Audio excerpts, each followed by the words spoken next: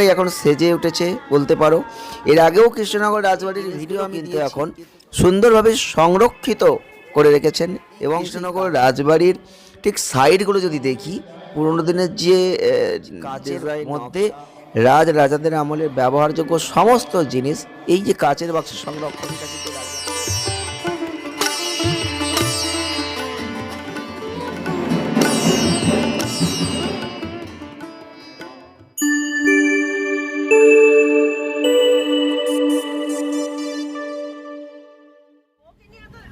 Hello বন্ধুরা, আজকে আমরা বেরিয়ে পড়েছি। আমাদের আজকে ডেস্টিনেশন রয়েছে কৃষ্ণনগর রাজবাড়ি।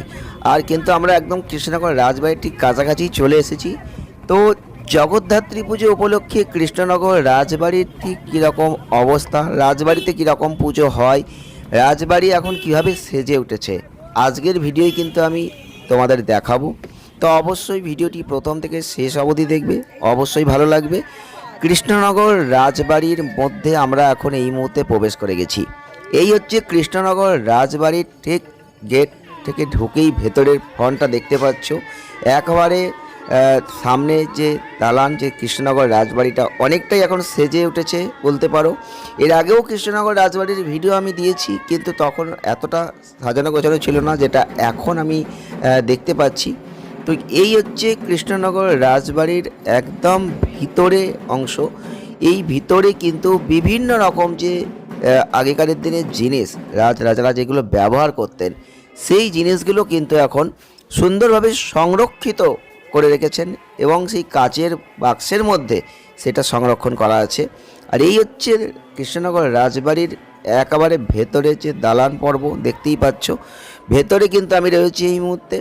আর যেহেতু জগদ্ধাত্রী পুজো উপলক্ষে কৃষ্ণনগর রাজবাড়ি এখন খুলে দিয়েছে প্রবেশ পথ, এখন সকলের জন্য প্রবেশ রয়েছে, তাই অবশ্যই ভিতরের অংশটা আমি দেখাচ্ছি। এই হচ্ছে একদম ভিতরের দিকে যদি চলে যাই তাহলে এই জিনিসগুলোকে আমরা দেখতে পাবো, এই গার্ডেনটাকে আমরা দেখতে পাবো। আর ছবি তোলার জন্য তো অসাধারণ কৃষ্ণনগর রাজবাড়ি। এই কৃষ্ণনগর রাজবাড়ির ঠিক সাইডগুলো যদি দেখি, পুরোনো দিনের যে ডিজাইন নকশা বা এই যে খিলেনগুলো, এইগুলো কিন্তু আজকের দিনে হারিয়ে যাওয়া অংশ, এগুলো দেখা যায় না, যেটা রাজবাড়িতে দেখা যায়। আর এই যে পিলারগুলো রয়েছে বড় বড় থাম্বা, সেগুলো যে কি বিশাল আকার সে বলে বোঝানো যাবে না। আর এই ভিতরে একদম পার্ট কিন্তু এইরকম লাগবে দেখতে।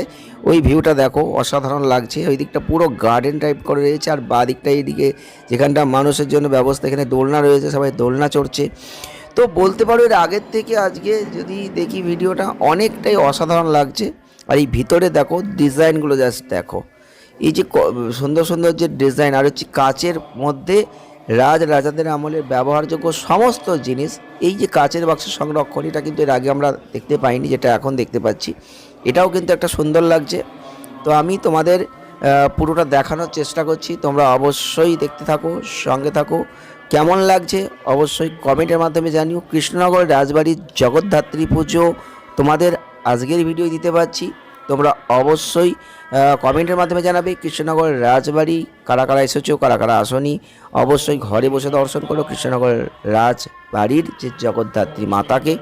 তোমরা দেখতে থাকো, সঙ্গে থাকো।